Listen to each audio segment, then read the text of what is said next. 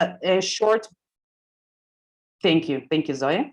And now a short bio of Heather Munro, who has just submitted her doctoral thesis entitled Identity, Religion, and the State, Haredi Politics and Social Change in Israel. While at the anthropology department at Durham University, she was also a member of the Center for the Study of Jewish Culture, Society, and Politics. She completed her master's dissertation in social anthropology at Oxford in 2015.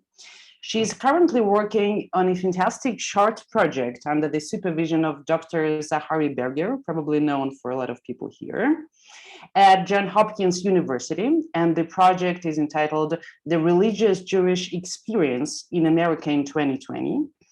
And just right now, she's joining us from her field site in the New York area. So welcome, the floor is yours. Thank you so much, Sonia. And thank you to everybody for inviting me and for the whole group for having me as part of the lecture series. I'm going to start sharing my screen, and then after the talk, I'll go back to video so you can all see me again. All right, there. Does everyone see it? Yeah. Okay, great. So the title has changed somewhat in the last 6 to 12 months since I originally submitted to you guys, but it is the politics of language choice in Haredi communities in Israel, and this sort of more broadly encompasses all the different things that I'm going to be talking about. Let me go to, there we go. So I'm Heather Munro. I have just finished my doctorate in social anthropology. This talk is based on ethnographic fieldwork that I conducted in Israel, mostly by women, for women performing artists and activists. I worked with both Hasidic and Litvish women in the Haredi world. In the Hasidic world, most of the women I worked with were either Karlene Stolin, Beyond, Harness Steipel, or Ger, although there were a few women from a few other Hasidic groups as well. And then there was a significant number of Litvish or Litvak, Yeshivish, Mitnagdish women. Questions about what any of this means, please do ask me later.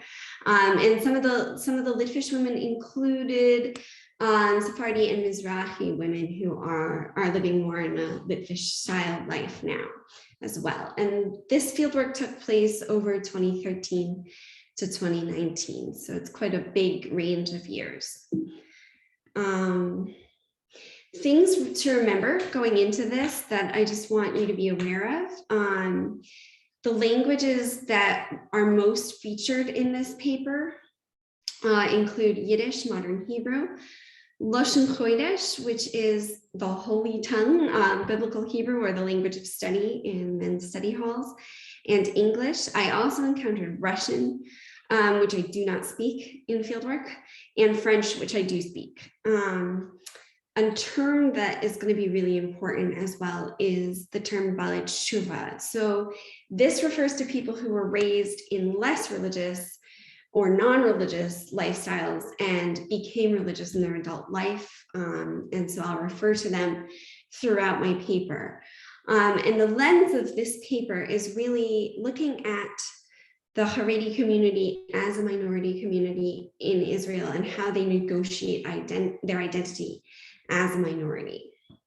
So I'm going to briefly cover some theoretical stuff. I really shrunk down the theory part because I'd rather focus on the ethnography. It's far more interesting. I think you guys will enjoy it a lot more, but I need to give you a little theory. So I'm going to blast through some theory now and then dive into ethnography. And if you have any questions about the theory later on, do let me know.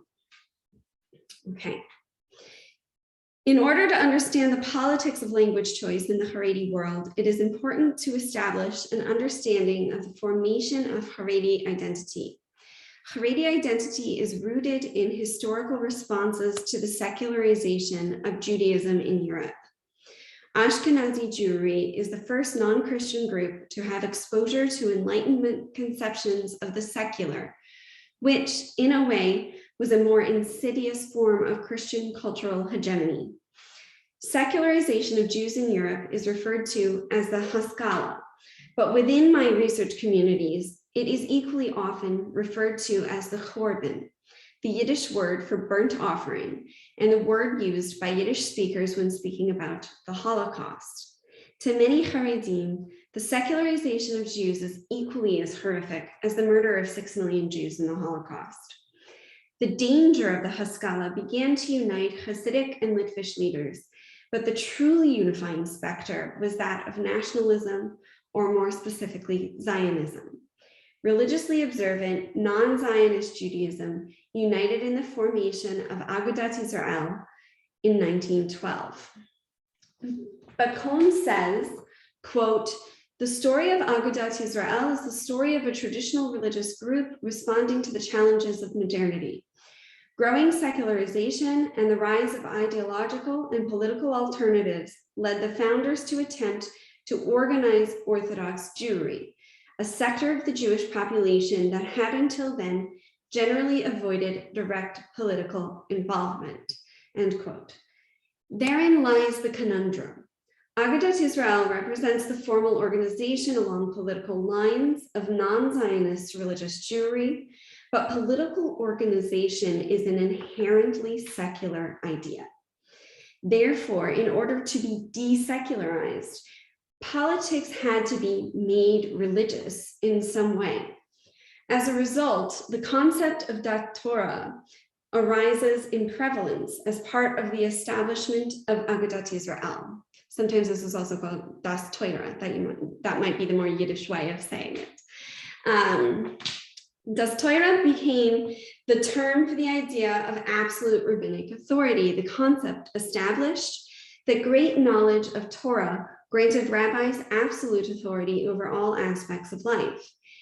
Essentially, it made rabbis into politicians and politicians into rabbis. By making rabbis and politicians one and the same, Dat Torah destroyed the distinctions between politics and religion.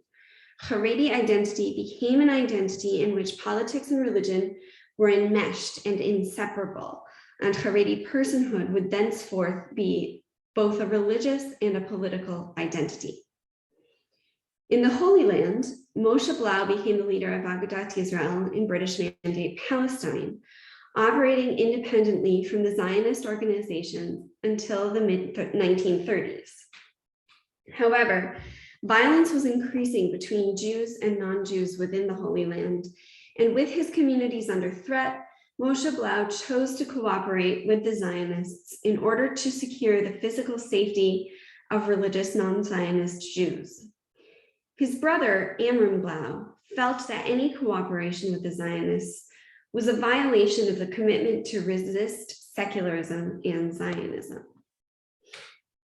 Amram Blau split from his brother in Agudat Yisrael in 1935 and formed Nitorei Karta, which is Aramaic for Guardians of the City, the first example of the extreme form of Haredi Judaism.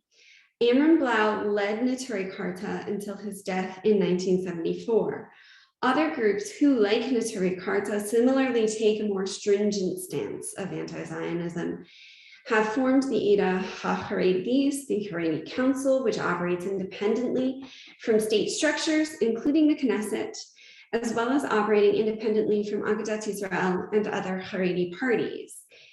Agudat HaTorah runs its own school system, independent from the independent Haredi school system, and its own Beis Din. One of the fundamental tenets of the Agudat's resistance to Zionism was refusal to use modern Hebrew. The language was, after all, born out of the Zionist movement. After the Holocaust and the founding of the State of Israel, Yiddish became the language of the religious Jew who wished to resist participation in the Zionist state-making process. Zionist state-making project, excuse me. Choosing Yiddish became prevalent beyond the groups who formed the Agudat. Almost all Hasidic sects now use Yiddish as the community vernacular. Yiddish usage is also a way of resisting integration into the secular mainstream.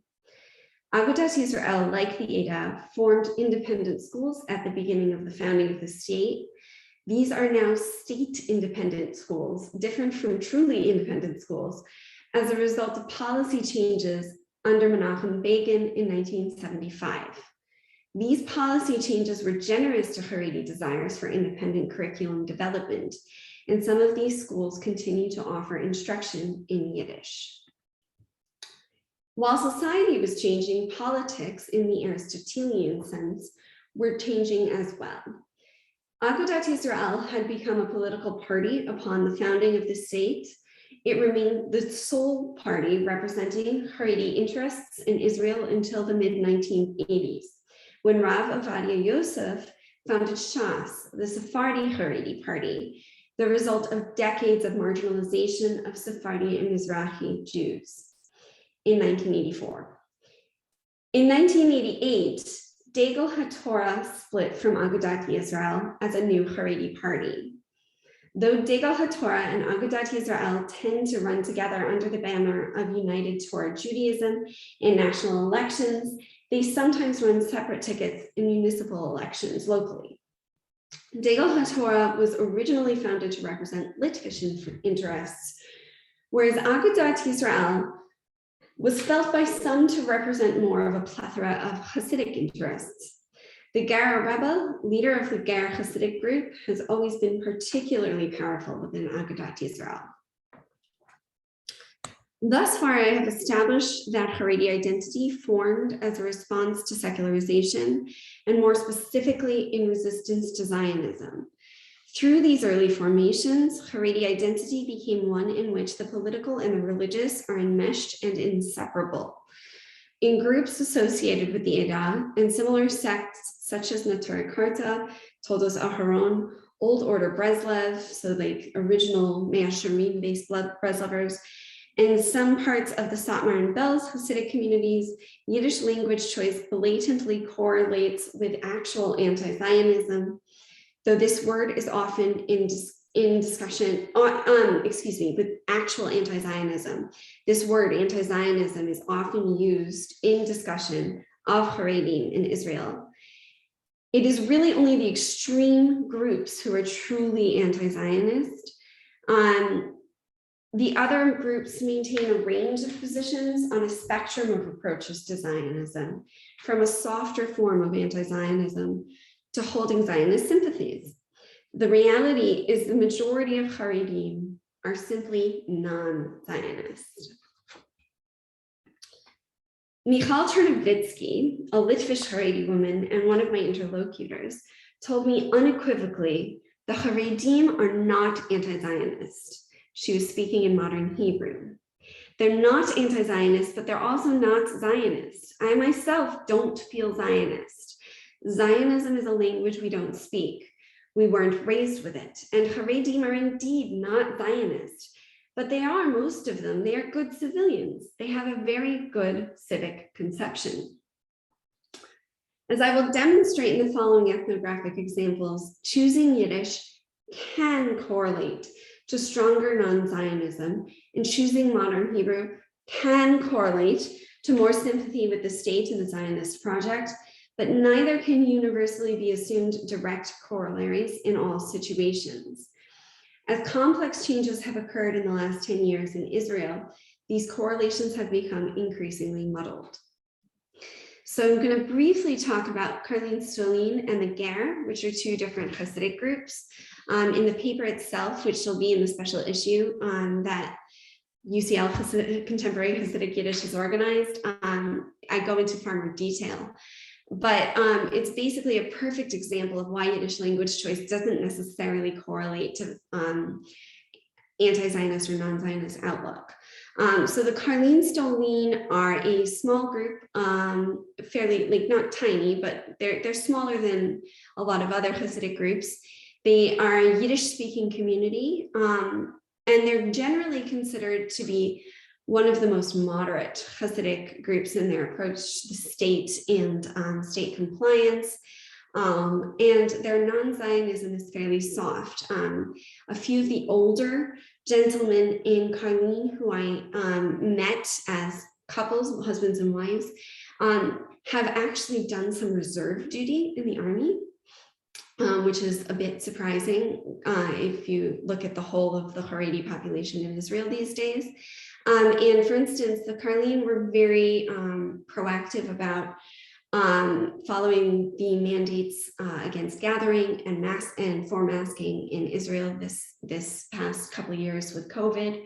The Rebbe was the first to close the schools and the synagogues, and he mandated masks for much longer than any of the other Rabbanim. The Ger, on the other hand, are a huge group. They're probably the biggest Hasidic group in Israel. They use modern Hebrew as their vernacular.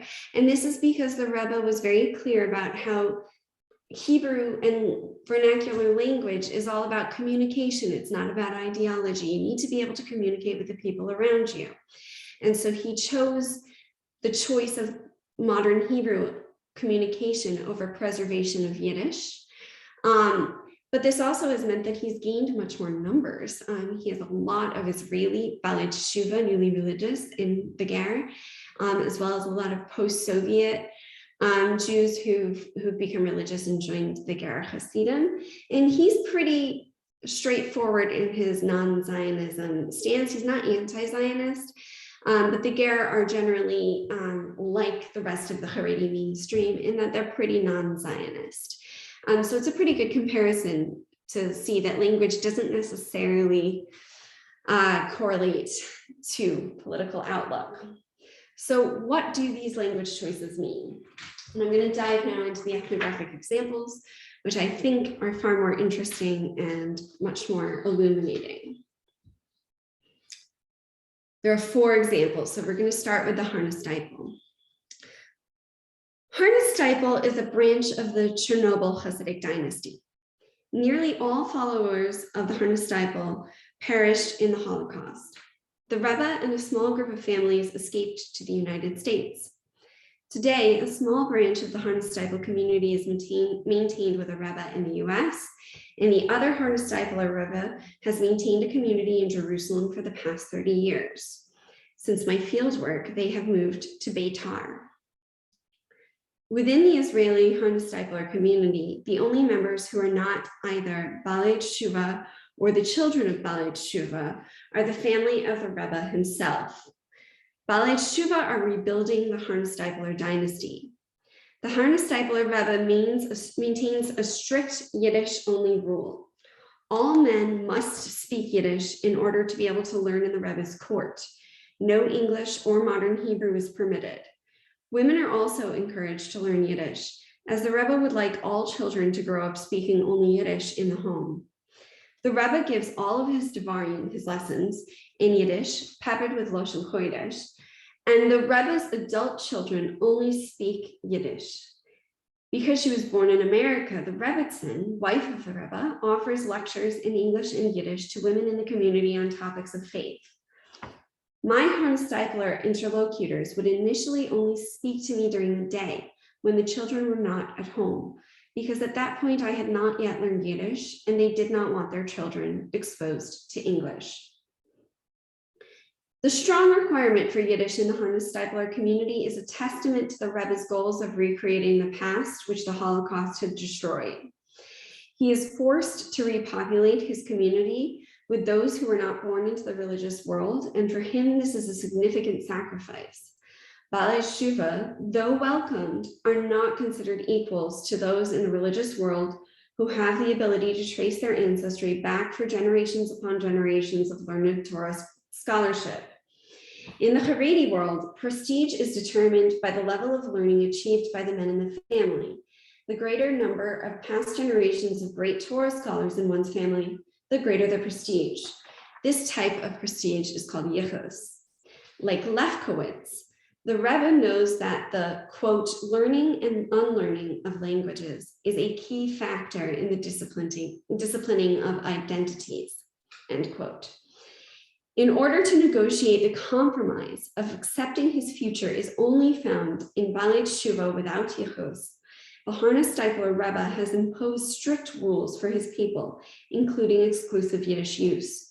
The second generation, who today are bar mitzvah and beginning to find marriage shidduchim, marriage matches, have grown up speaking largely Yiddish at home.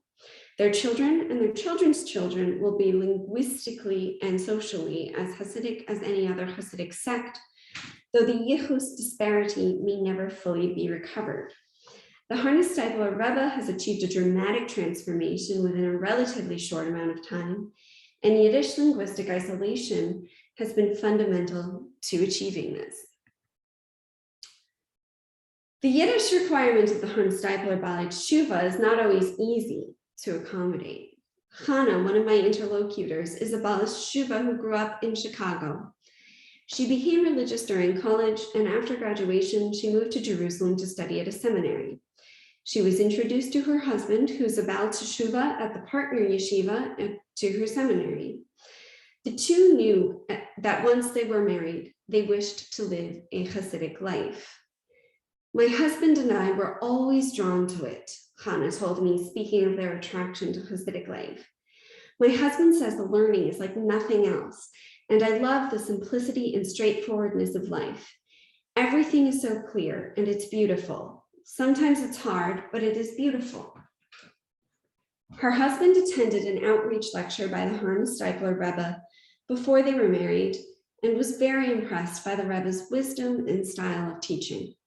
He started attending the Rebbe's tish, table, and verbrenging, party, these are social activities in the Hasidic world, in the Harness-Steipler community. Once they were married, they moved as close as they could to the Harness-Steipler community in Jerusalem, and Chana started attending classes with the Rebbitzin. The problem is, my husband has always had trouble learning languages, Chana said, her shoulders slumping. Even in school in the States, he was just never any good at it. He worked so hard at learning Hebrew when he became religious, and now he's being told he has to learn another language. He finds it so frustrating. We want so badly to be part of the Harness-Steipler community.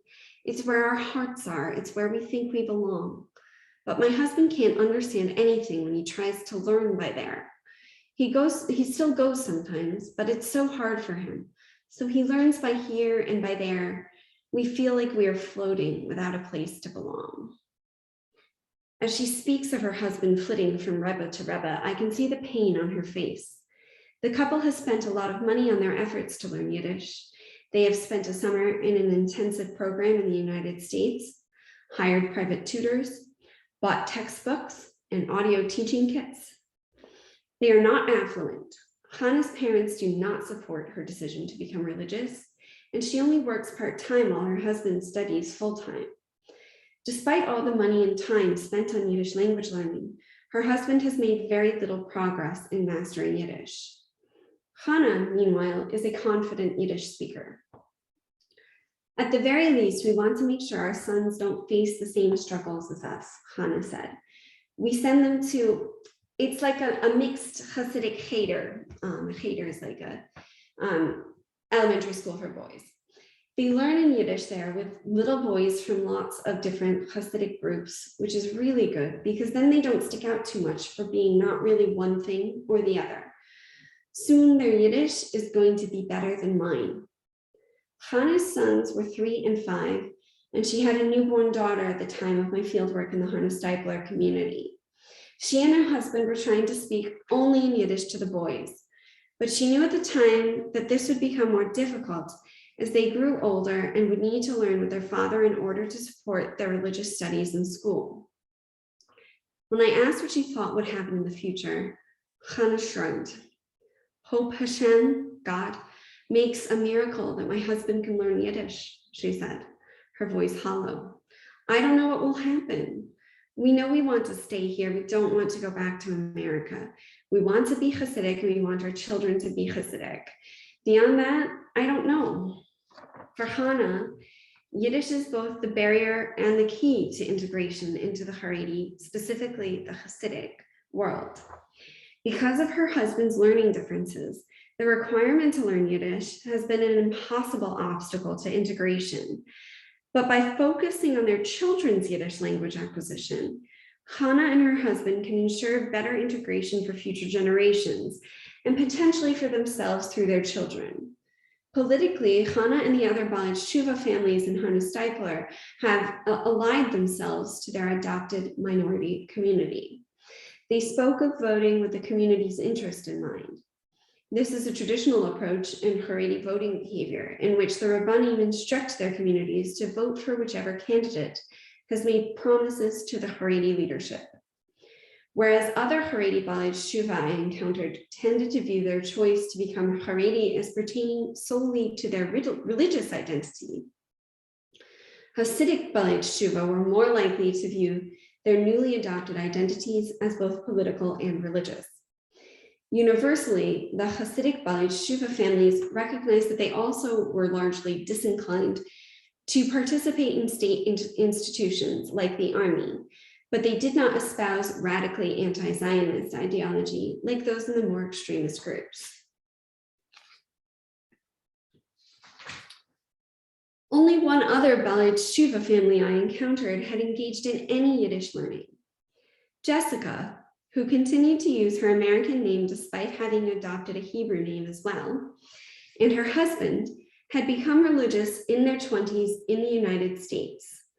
Both are African American and Jewish, and they felt it was an important part of their religious journey to come to Israel and learn in institutions for Ba'alei teshuvah, like Hannah and her husband did. Soon after their arrival, Jessica became pregnant and ended her studies, but her husband continues to learn full-time in yeshiva.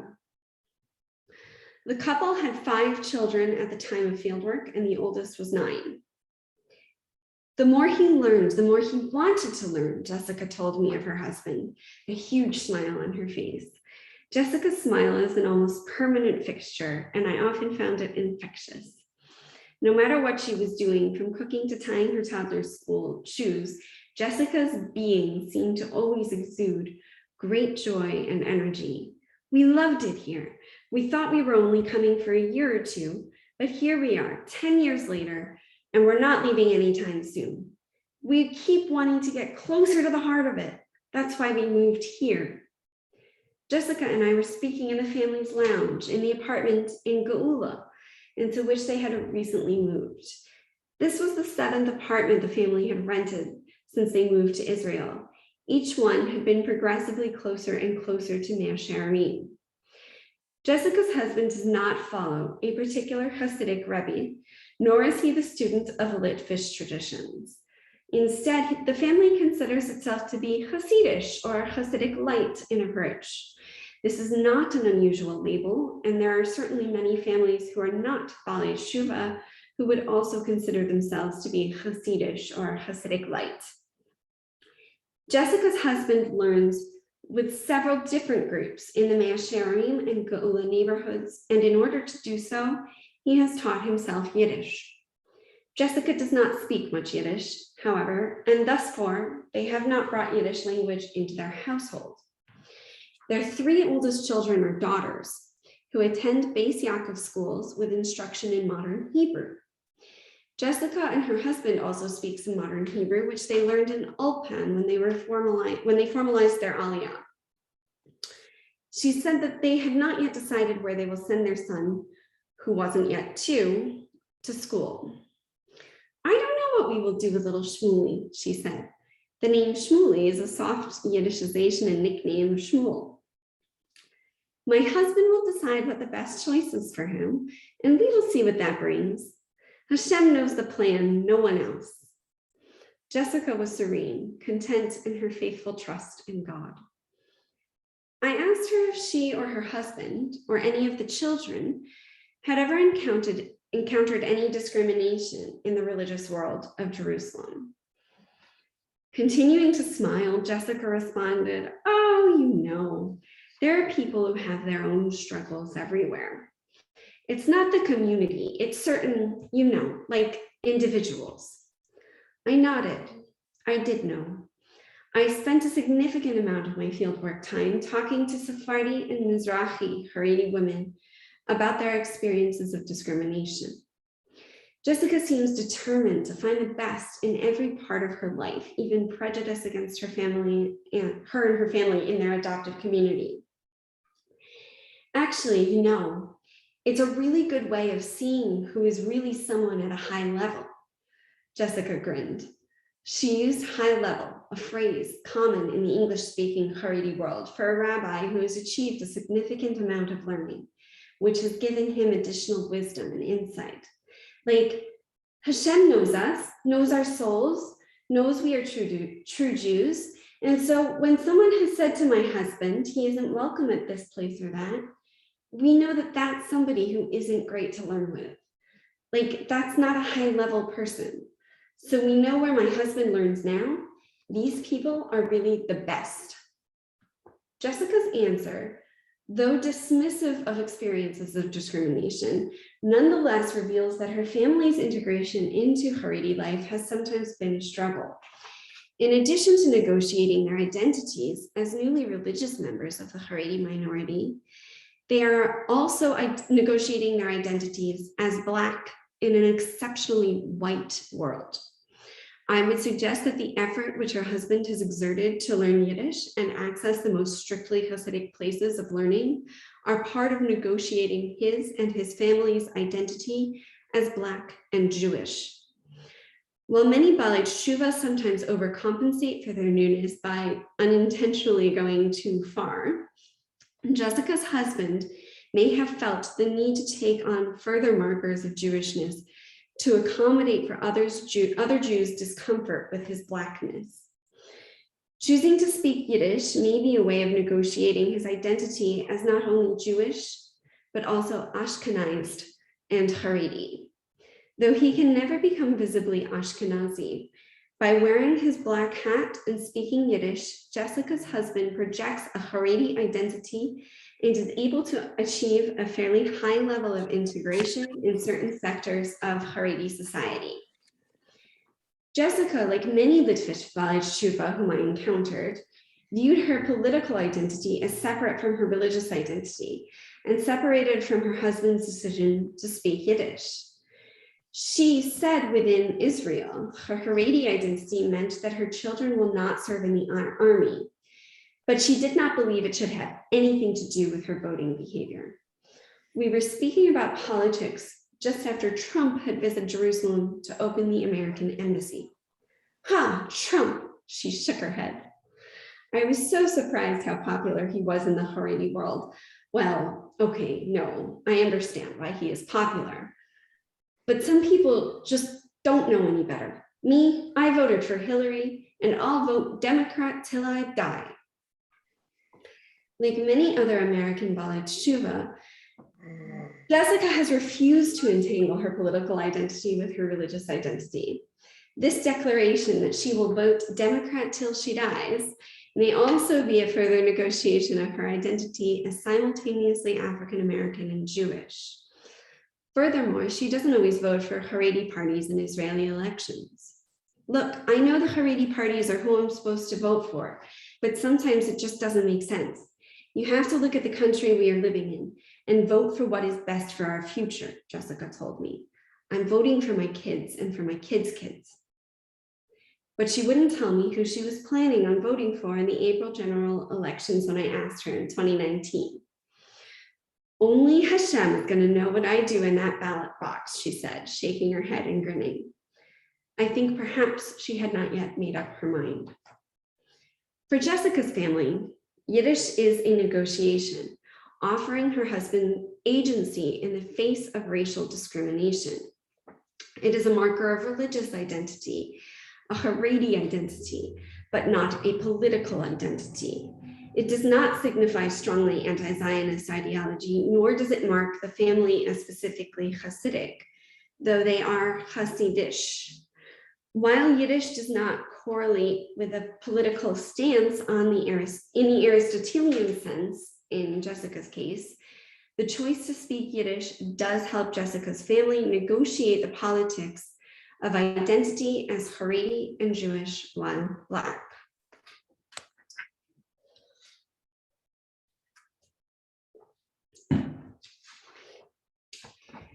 So two more ethnographic examples, and then we'll take questions. Yiddish language choice sometimes arose in the most unlikely of places during my fieldwork in Israel. Gruna, presented a conundrum and an insight into those Haredim who lie on the fringes. She was raised in the old order Breslover Hasidic community in Mea Shearim, and her family spoke only Yiddish. So for those of you who don't know this, Breslov have splintered into a great many different sects. Some are more organized, some are less, and some of which are extremely Zionist while being also extremely religious. And they're called Hardal, which is the abbreviation for Haredi Dati Leumi. Dati Leumi is national religious. So these Hardal Breslovers are really, really very different from the Mea Shearim Breslovers, where Gruna grew up. So her background is very extreme, representative of the most anti-Zionist type of Haredim, like those in the Edah. She was matched with her husband at the age of 18 and met him once before the couple wed, shortly after her 19th birthday. Her husband was from the same community, but she says he was remarkably strict, even for her already stringent community. He was very controlling, demanding to know exactly how Gruna spent each and every shekel when most Hasidic women are entrusted with managing the household budget. He was also very strict with their sons, especially the oldest, holding all of them to unrealistic expectations. Though she never told me directly, I was under the distinct impression that her husband could on occasion become physically violent, both to her and the children. By the time her oldest son was 16, he had been expelled from the yeshiva. When this happened, her husband kicked him out of the house. He lived on the street in Jerusalem, and Gruna would try and see him without her husband's knowledge when she could, giving him money and food. By then, Gruna had 11 children. The youngest was 6 months old at the time the eldest left home. Gruna knew then that she needed to leave in order to save her other children, but it took her nearly 6 months to orchestrate her escape. Gruna is a musician, which is how I came to meet her.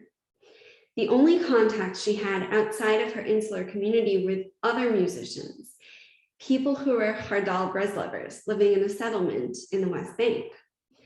By buying slightly cheaper chickens than usual each Shabbat, she managed to save up enough money to be able to buy bus tickets for her and 8 of her children. In the middle of the night, she took her children by bus to the settlement where her friends lived. The 2 children who she left behind were her next oldest boys, who needed to continue their Torah studies and could not do so if she took them with her. Furthermore, they were at night Seder, the evening class, when she left. She now lives in a trailer on the edge of a settlement considered illegal both by the international community and the Israeli government. Her eldest daughter has recently married. She married a Hardal Breslover rather than a Haredi man. The other children go to the Hardal school in the settlement. Gruna does not go back to Jerusalem often. Her husband continues to deny her a get, a Jewish divorce. She is an aguna, a chained woman who is waiting for her husband to free her. Her eldest son, who was living on the streets in Jerusalem previously, has joined one of the gangs known as the Hilltop Youth. These gangs adulate Jewish terrorist groups like the Jewish Defense League, which are also known as Kahanists, and perpetrate violence against Palestinians from makeshift hilltop fortresses throughout the West Bank. She told me she is proud of him. Though she spoke very little modern Hebrew before leaving her husband 2 years ago, she has learned a lot more modern Hebrew while living in the settlement. The language in her home, however, is Yiddish. I asked her why she continued to speak Yiddish in her home in the trailer in the settlement. Ich bin a Chasida, she answered. I am a Hasidic woman. Gruna does not see the contradiction in how she lives her life now and the community values with which she was raised. She told me she agrees with her new community, that the land on which they live was given to them by God. She expressed some similar extremist views as her son, saying that the land of Israel stretches to the Euphrates. I asked her about the fact that her husband used to demonstrate against the occupation, that her father used to demonstrate against the occupation, that the community leaders from her childhood have written to Palestinian leaders offering to give them back their land. She seemed unable to engage with these queries. Talking to her could sometimes be really confusing, and I felt she often took advantage of my weak Yiddish skills to avoid certain topics. She never allowed me to record our conversations, and she was even uncomfortable with my note-taking. After the first time, I would write summary notes in a cafe after I left her. I did not meet with Gruna more than a few times because her unstable life made it very difficult to get in touch with her. Her mobile number changed at least 3 times in the 6 months I was in contact with her.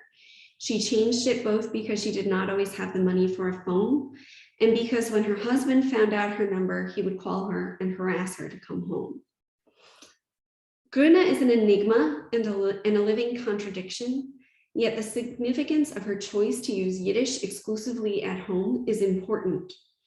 She is a woman who has lost everything. Every aspect of her identity has been taken from her by dysfunction in her marriage, and a social system which denied her any way of preserving the life and safety of herself and her children while remaining in the community she always called home. She cannot live in Jerusalem. She cannot be a good Hasidic wife who supports her husband in his study and builds a Jewish home for her children because her husband has made it unsafe for her to do so. She has left everything she has ever known behind to live in poverty, in the roughest of situations, in a literal no man's land. She has no control and very little hope for a better future. Her children are marrying people who are not Haredi and learning in schools that teach with a completely different outlook, different hashkafa than Haredi schools. Her children, she knows, will not be Haredi. The only thing that Gruna can control is the language that she speaks with her children, with her children in her home. She espouses the politics of her new context. She no longer connects her Yiddish language choice to anti-Zionist beliefs. Speaking Yiddish in her home is the only way in which she can assert her Hasidic identity. Language is her only negotiating tool.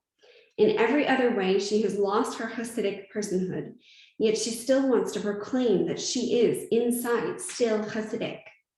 Ich bin a Chasida, I am a Hasidic woman. Language choice therefore becomes a way for Gruna to have agency and to embody Hasidic womanhood. Mahmoud introduced the concept of non-liberal religious women's agency with her work, The Politics of Piety, in 2005. And this transformed understandings of women outside of liberal progressive spheres.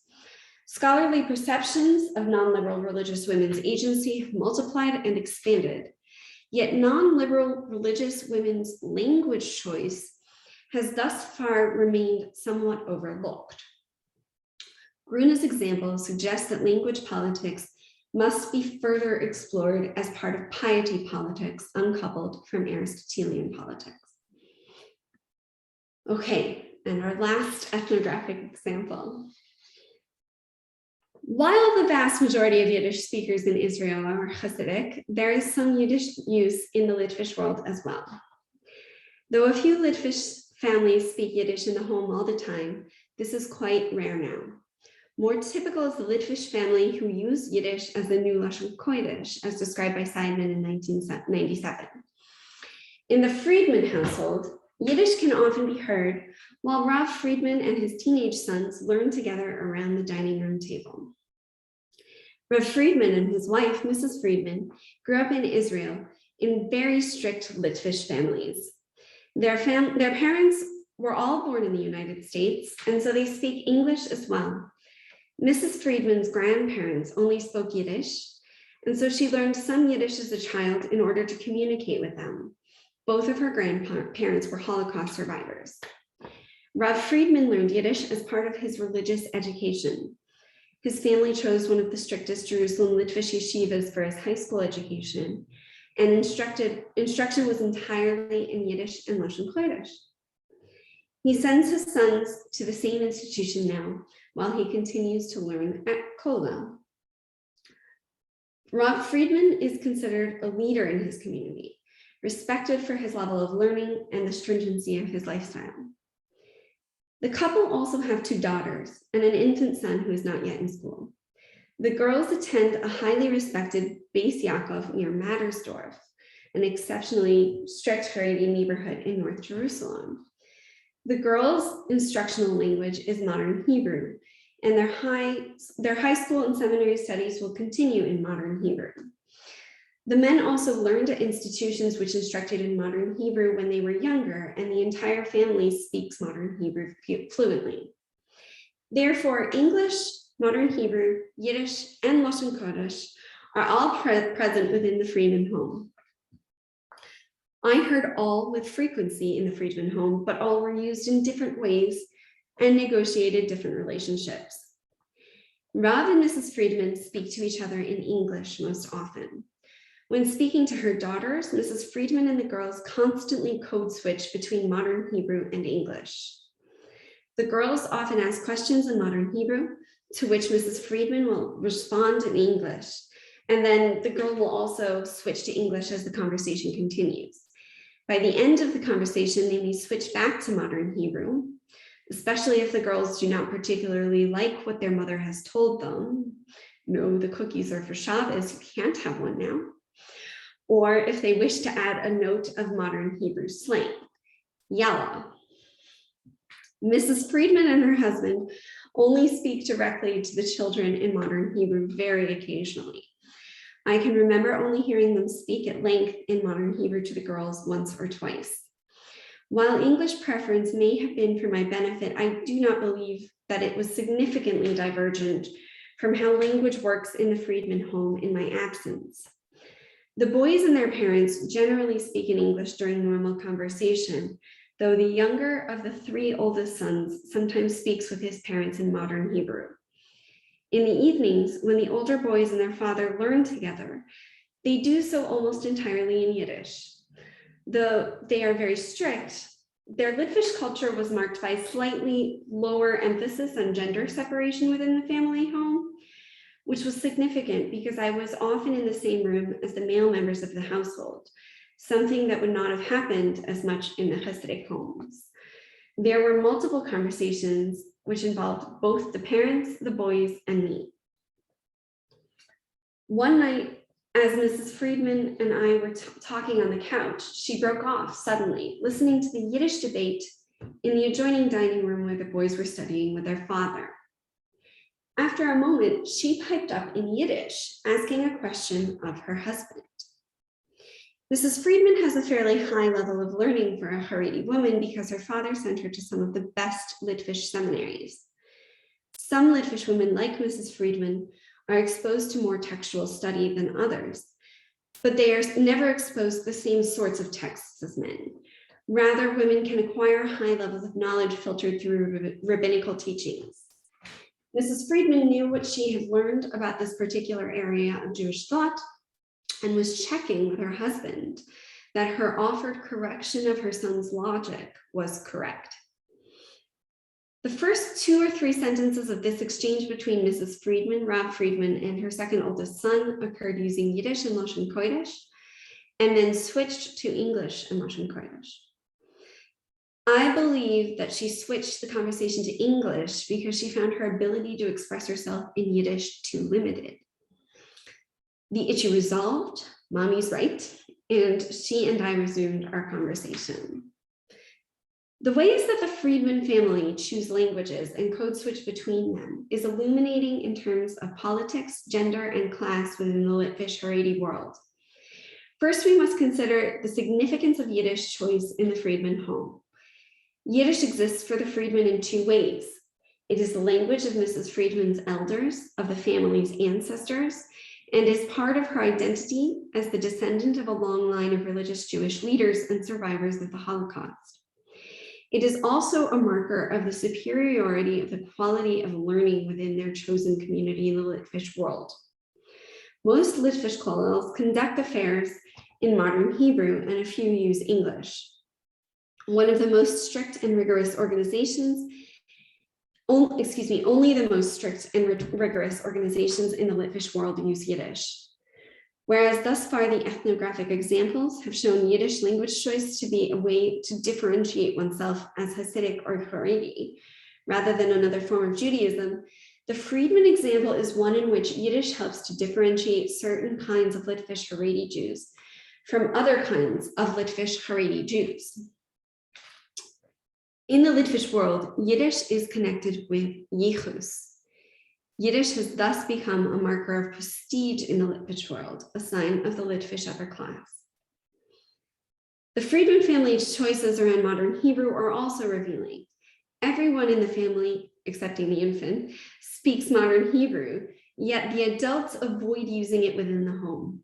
The boys are more discouraged from using modern Hebrew than the girls. By the time the boys have been in the Yiddish-speaking yeshiva for a few years, they have essentially eliminated modern Hebrew use within the home.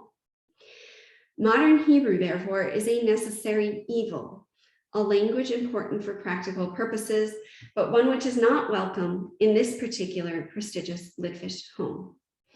Girls communicate more freely in modern Hebrew because as the future chief wage earners to support their husband's studies, they will need modern Hebrew more. But modern Hebrew, as a secular Zionist language, is not particularly welcome in the Friedman home. The Friedman's politics seem fairly representative of Litvish non-ba'alei teshuvah politics. They are less non-Zionist than their Hasidic counterparts. Many Litvish women I met, including Mrs. Friedman, suggested that compliance with the mandatory army draft was not unimaginable, but it was not acceptable under current circumstances.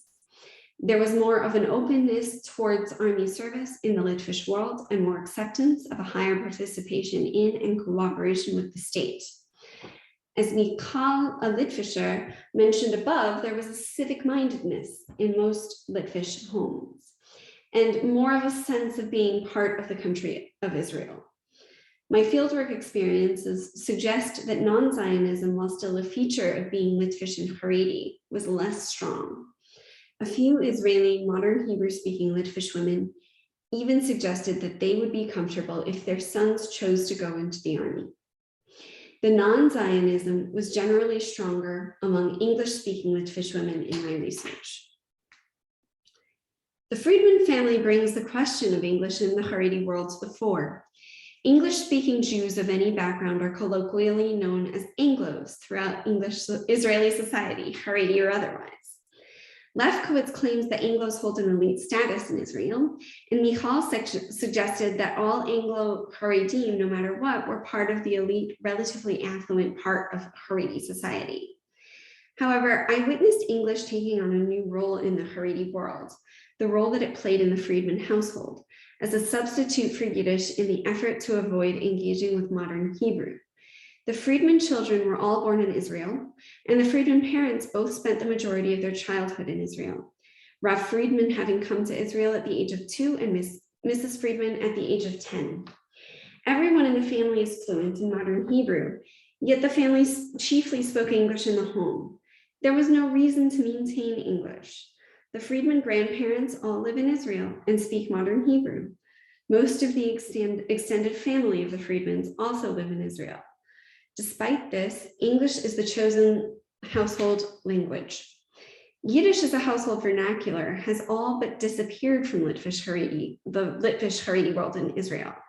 But in the Friedman home, as well as in many other Litvish homes into which I was welcomed, English is maintained as an alternative to fully accepting modern Hebrew.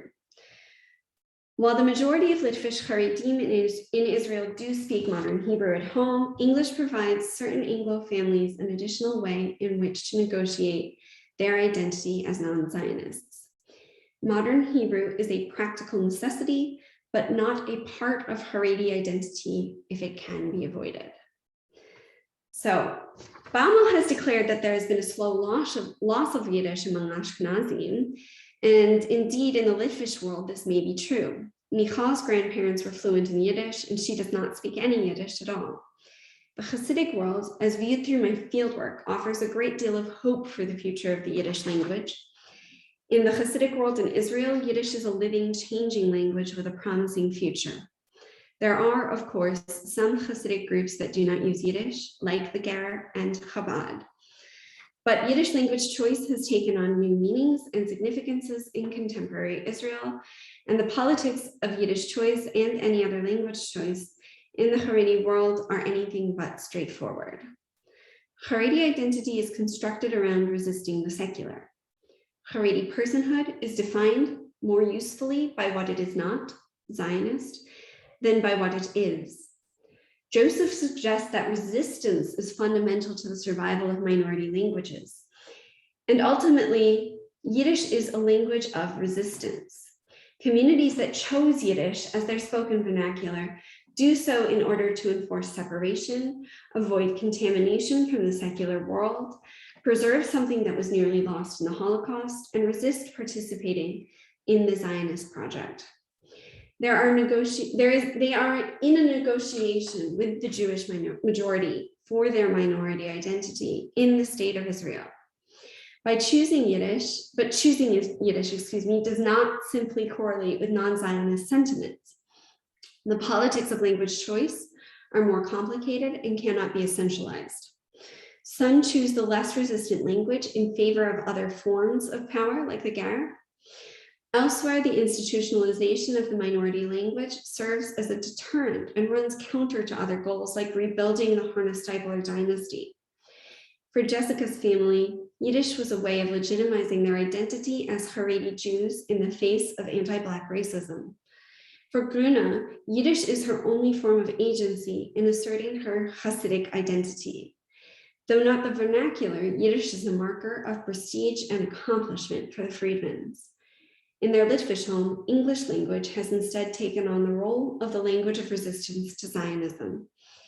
Each language choice is a negotiation of identity, and each hybridization offers a new symbol of resistance by the Haredi minority in Israel. Okay, so thank you very much. Thanks. Thank you so much for this fantastic presentation. Yeah, you see the signs of applauses. So questions are very welcome. Do you have any? Please just, yeah, thank you for stopping sharing. Sure. So any questions, don't hesitate. I have a question. Please. Sorry, I cannot use a video, so I'm Okay. sorry about that. Mm-hmm. Thank you, Heather. It was really fascinating. My question is about Lithuanian and or other Haredi Hebrew speakers who are softly non-Zionists. Do they refer to the fact that they speak a language that is considered Zionist among other ultra-Orthodox groups? Do they feel the need to justify it, or they ignore this fact? I didn't hear anybody sort of defending their choice for modern Hebrew, really. I think most people are pretty practical about it. The vast majority of people I did fieldwork with speak modern Hebrew at home. And it's just really normal. I also did research with a lot of Sephardim and Mizrahim. And they, of course, speak modern Hebrew at home, although in the case of one woman I talked to, she grew up with her mother telling her she was chutzpahdik, which is a very Hasidic way of saying that she had chutzpah. And they're Sephardi Litvak sort of in their approach.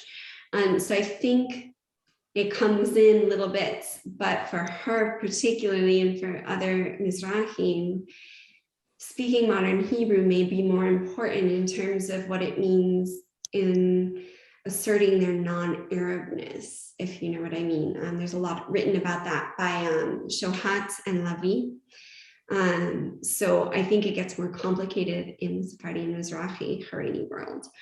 But among Ashkenazim who spoke modern Hebrew at home, it was just no big deal. It was the language of where they live. Okay, thank you.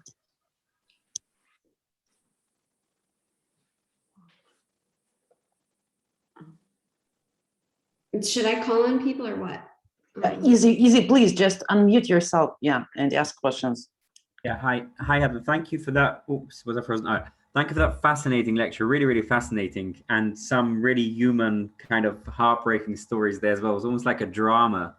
I wondered if you'd be comfortable saying a bit more about kind of the process of it's obviously a very close community, so the process of making people comfortable around you. I'm sure you have some interesting stories about that. I wonder if you'd be comfortable talking about that a bit.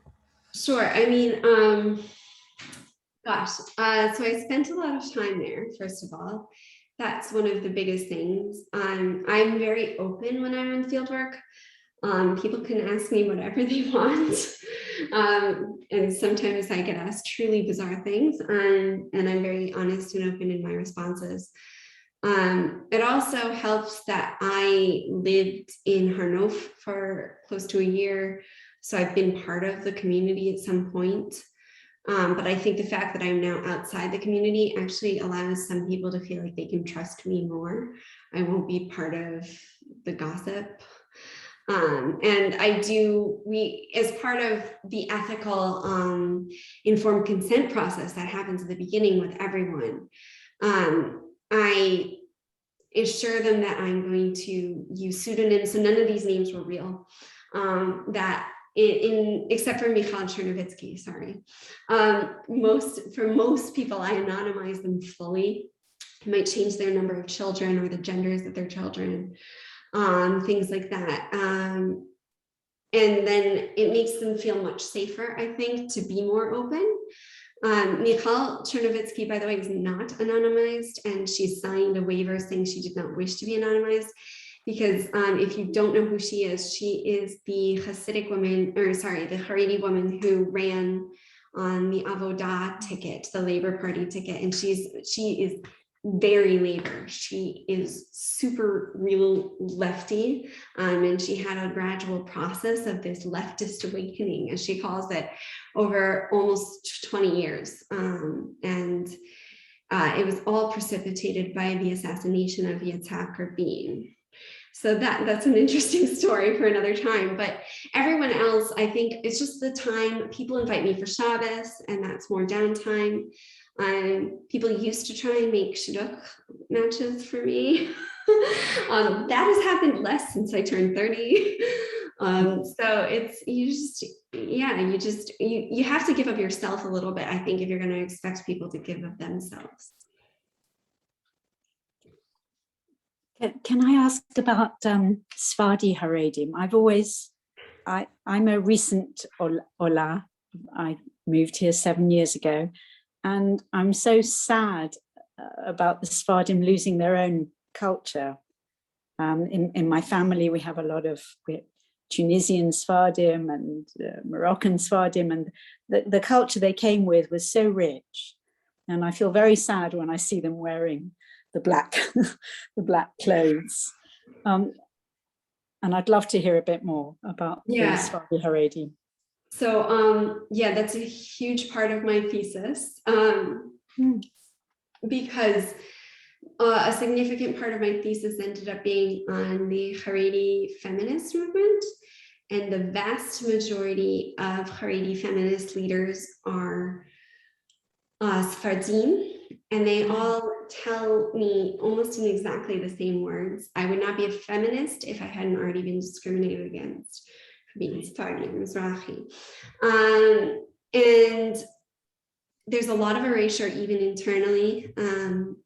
I had a whole conversation with Esti Shushan of Nivcharot, where she interchangeably used Mizrahi and Sephardi. And then I was like, wait, where are you from? What is your actual background? And she's like, it doesn't matter, because we're just not Ashkenazi.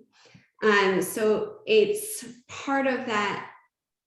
The erasure is definitely part of that feeling of discrimination. And it's just like Jessica and her husband, feeling like you have to become very Ashkenazed in order to blend in and to be okay in that community. Esti's parents came as teenagers from Morocco. And when they got there, they were told the only way to be religious was, because they were very religious in a Sephardi way in Morocco, was to go to yeshiva and seminary. And her mother went to Beis Yaakov, and then she went to Beis Yaakov in Sfat. And it's just one woman, I talked to a lot of Ashkenazi women about it, and most people gave me, unfortunately, very box standard racist comments like, oh yes, they're all so loud, or they're all so violent. It's something about the Arab people. And that's what I heard a lot of from Ashkenazim. But one woman was like, oh, we love Sephardim. My nephew just married a Sephardi girl. And then she used very exoticizing language about her, about how beautiful and dark she was. And then at the end of it said something like, oh, everybody's just going to be the same by the end of the next generation, as a good thing. So it is definitely, even if you think you're not racist, the erasure is still part of the blending in and being Haredi. But it's a really significant portion of the Haredi community is Sephardi and Mizrahi. And it's much more common for Sephardi women to marry Ashkenazi men. And remember, you follow the minhag, the traditions of the husband. And so that's further erasing as well. So yeah, it's, I don't have much good to say about it, but it is giving birth to a lot of activist movements. Right. Thank you.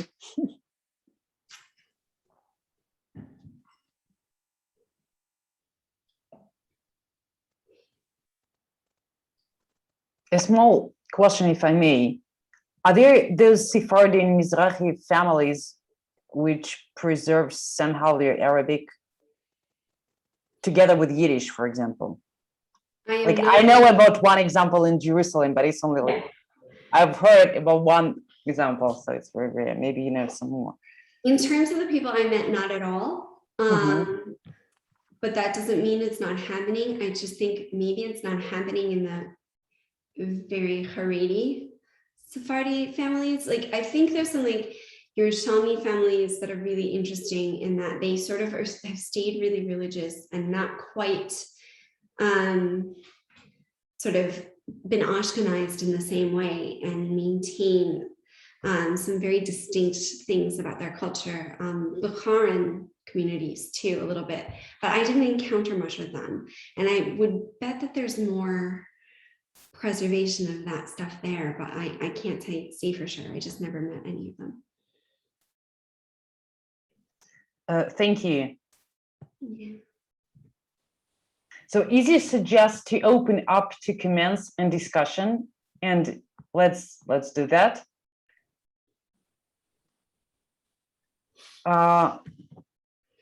Eva Morales, maybe you want to say your comment, do you?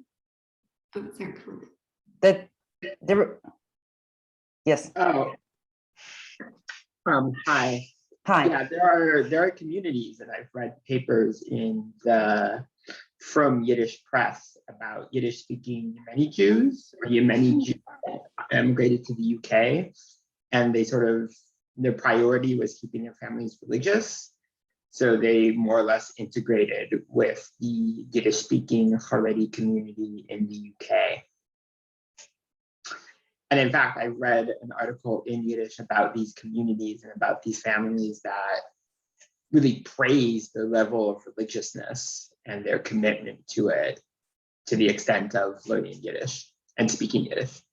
Yeah, I think that's happened a few times with families I've heard who are Ethiopian Jews who became Haredi and have completely assimilated into the Mea Shearim area and learned Yiddish too. So the whole family, not just the husband, like in Jessica's case. Yeah, I have something to add about that. Yeah, in that case, it's quite I don't know, a complex picture of what happened with the Yemeni Jews who came to London. I believe Satmar brought them over, and there was a massive campaign to kind of tell the Yemenites that the Zionists wanted to kind of, make them secular. And yeah, I think it's a bit of a mixed picture. On the one hand, I think they did manage to have their own synagogue. I think it's called Gan Eden, if I'm not mistaken, in Stamford Hill. But I was in school with some of the Yemenite children when they came over, and there was definitely the kind of things Heather mentioned, both racism and kind of the expectation that they assimilate and become Ashkenazi. I remember, for example, the mother of one of our friends came to pick up a kid, and she wasn't wearing the Hasidic style skirt. She was wearing more the Arabic kind of trousers and a long, I guess, a long blouse covering it. Yeah, the kid was bullied for it, and yeah, and there was an expectation that the families do kind of abandon their kind of Yemenite dress, the Arabic dress, and adopt kind of Hasidic dress in order to fit in. So that definitely happened. Yeah, and in fact, I rented a room. My first field trip, I rented a room from a man whose wife was Yemeni. And whenever I was invited for Shabbat dinner, which I think I managed to avoid except for twice, the conversation was entirely about how he saved her because she was Yemeni and she got to marry an Ashkenazi man. So now you know why I avoided Shabbat dinner with them. But yeah, it was interesting. So as much as people who I encountered complained about secular Jews talking about the oppression of Haredi women being such a frustration for them, then they talked that way about non-Ashkenazi women. So everybody has their own thing. As Sonia has said at this point in the event, feel free to just unmute yourself and just participate in discussion. It doesn't have to be a specific question. Yeah, I think I saw somebody speaking, but they were muted. So just check your button. Yeah. Can you please elaborate on your use of Litvak or Litvish? Sure. Because it's something seemed when opposed to Hasidic, I would have imagined the contrary to Hasidic would be Misnagdish, and Litvish is Polish or Galicianisch. So when I used to be religious and became religious, it was in America in a yeshivish community. So the word I learned in that community was Litvish, and I'm just more comfortable with it now. But people would refer to themselves as, or refer to other Litvish people as Litvak, Litvish, Misnagdish. Even in Gush Etzion, I heard a woman call herself Mitnagdish. So, and she's not Haredi. She's living in Gush Etzion, and she's very national religious. So I think it's just a matter of the community you grew up in. And I think maybe Anglos are a little more inclined to say either Litvish or Yeshivish, but I'm not sure. I think in Israel it's pretty common to, like among Hasidim, the kind of alternative is Litvish, right? Okay. There's Hasidim, there's Litvish, and there's Svaldish, or Yeah. I always thought it was more like a the Yiddishization of the word Litvak, but I don't know. But I mean, as opposed to Misnagdish, I think you would hear Litvish more often than Misnagdish, yeah. Okay.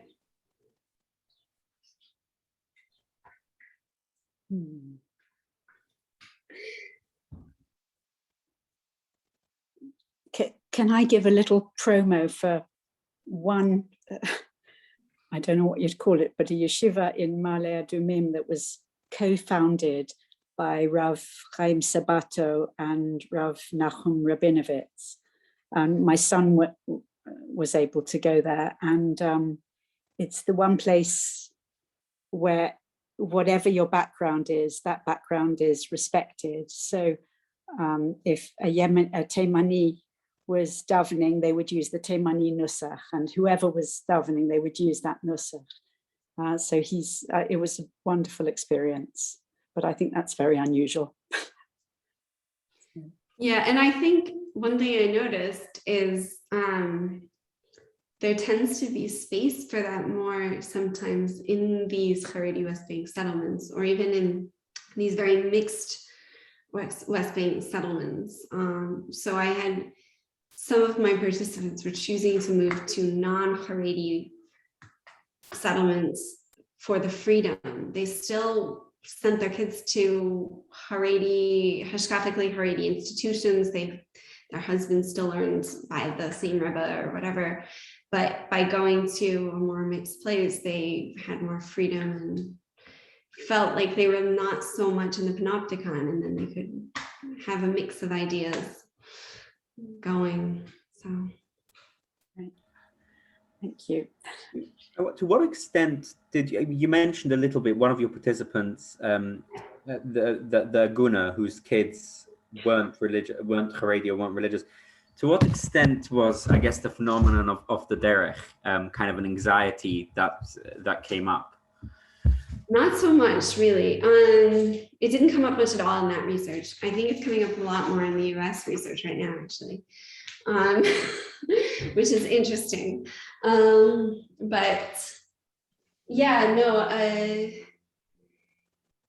that was one of the only situations where kids were going off the derech. And I mean, they were already, she was so fringe within fringe to begin with. There was a couple other people who moved to these mixed settlements and their kids were getting kind of radicalized. But it wasn't anxiety for them either. And their kids were still going, like one family, her kids were definitely like into some of this from the Mediterranean to the Euphrates stuff, and it all freaked me out a little bit.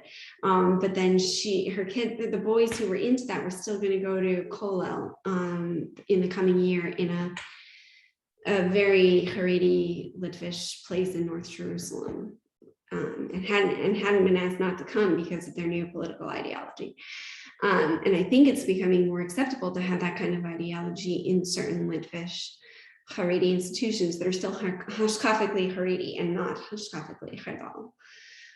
So it's getting more mixed in that sort of way too. And I think that also counters some of the OTD anxiety. But I'm not sure. I mean, here in the research I've been doing in the New York area, it seems to be a constant anxiety. And some of the people I've met have family members who are off the derech, or like one family I met knew somebody who was in the One of Us documentary on Netflix and things like that. And they just, are in such shock that somebody who came from such a good family could end up like that. So I think it's far more of an anxiety that I'm noticing in the US.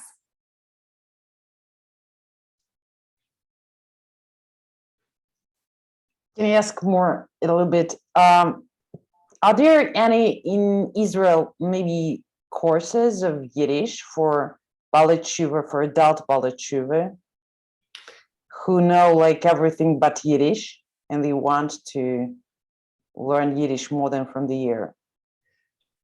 So Ernest Steipel actually has a program to try and teach new members. Mm-hmm. They're very good at outreach. They have a website too. If you search Ernest Steipel, you'll find it. Can I ask you for the link, if that will be possible? Yeah, sure. Let me see if I can find it. Hang on. Sonia, if you joined, no one would have to teach you Yiddish. You'd be good to go. Thank you.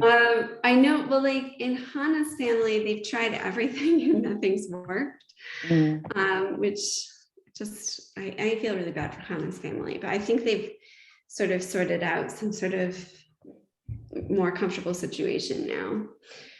They're certainly still living in North Jerusalem.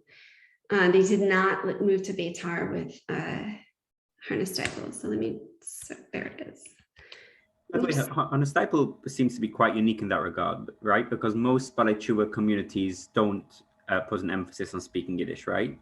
I don't know. I mean, like, if Eli were here, I would ask him more about this, but there were some Ba'alei teshuvah families in Karlin when I was working with Karlin. But I think it's a bit different in Karlin. Like, it's not like the Rebbe says everybody has to learn Yiddish. It's probably more they are doing it to fit in because everybody already does speak Yiddish. So it's not so top down. It's more kind of bottom up, I would say. Okay, they're in Beitar Elite, excuse me. And here we go. I will put the link. Actually, I'm just going to share my screen because I think you're going to find this really interesting. Actually, I was talking to the Karliner Rebbetzin, and she was saying that she actually is much more comfortable in English. So she was speaking to me in English, even though we both couldn't speak Yiddish. Yeah, no, I mean, it's really special in her style, and it's kept them really small, but I think they've achieved probably 2 or 3 generations worth of change in one generation. So power to them. But their website is still in English. Their website is still in English because they're just trying to, it's for recruitment. Nobody in the Haredi community has a, I'll put that link in. Thank you very much. Yeah, I found. Sure. Nobody in the Haredi community has a computer in their home. There's one woman I met who had to have it for work, and they kept it in a locked closet. And it did not have a hookup to the internet. So like they're very, very strict on that too. So that website is entirely for outreach. It's total kiruv. It's not internally used. Yeah, I think there must be a couple other groups that are doing it like the Harness Stipel, but I don't know who. Was there any attempt to be Makar of you whilst you were there? Sure. I mean, the Rebbetzin, after offering me a shidduch, and I gave her my my box standard no thank you, which had to do with me not having to owe ethically the complexities of having my husband been matched by somebody who participated in my research. She was just like, well, that's stupid. The most important thing would be that you get married. And she was the only person who responded that way. Everyone else was really nice and understanding when I said no thank you. So, but yeah, she was lovely and certainly framed my interest as an interest for myself personally. I must want to become Hasidic if I'm talking to Hasidic people.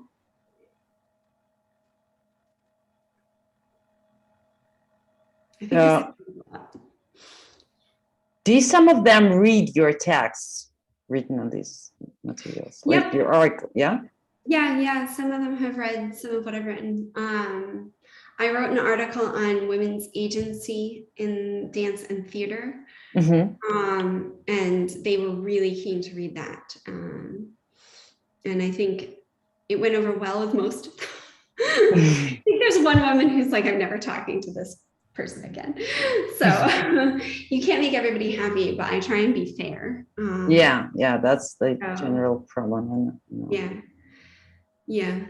And also people were far more willing to talk to me about dance and theater and the by women, for women performing arts, because it feels like a really positive way to portray the community. So yeah, there's also a lot of activism happening in that art space. So it's an interesting place. Would you say the Haredi community now in Israel is in a point of crisis and transition? Would that be your impression? Maybe a little bit, yes. I think they're just got, it's so big now. You're going to have splintering and fragmenting when you get to that size. There's always been internal conflicts, right? From Litvish and Misnagdish and Hasidic stuff from 300 years ago to now, that's always been there, but they became allies. And then there's more internal conflicts beyond that, of course.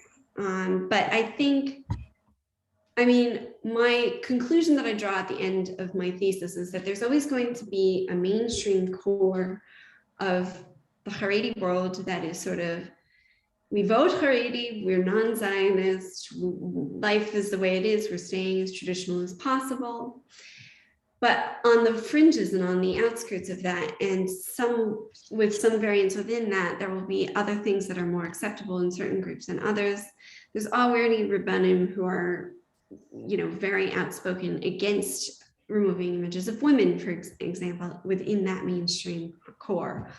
And then there are others who are making more efforts to remove more and more images of women. So I think it's going to be much more of a plurality, but still a very big growing community. It's going to be something like 20% by 2035 of the Israeli population. So. Great. I think this is the best optimistic note to finish today's evening, because we are just approached the last line. Thank you for everyone who came. Thank you very much. That was really amazing. And yeah, should we stop recording?